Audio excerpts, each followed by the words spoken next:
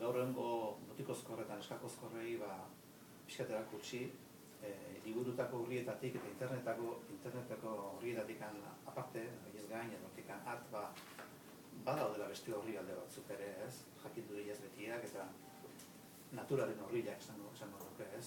Naturak esan bat horri alde ditun, idatziz ez ohiko letrakin, bai beste letra batzun idatzitakoak, ez?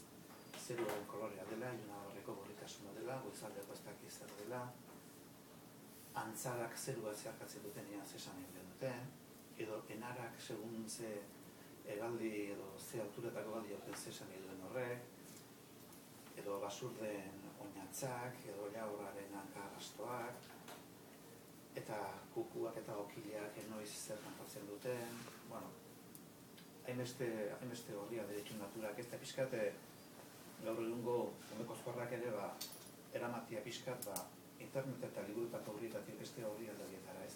Garai batin gure zaharrek beste horri alde horiek bakarrik zekizkiten irakurtzen, ez? Libururik apenas. Eta gaur ilustrazioa geroztik, azkeneko zen bat zientoko urtetan, bakarrikan letra horietan erreparatzen dugun, pixkat ere, beste mundu hori ere erakutsi, ez? Beste irakurketa edo beste horri aldeetara eraman dituen.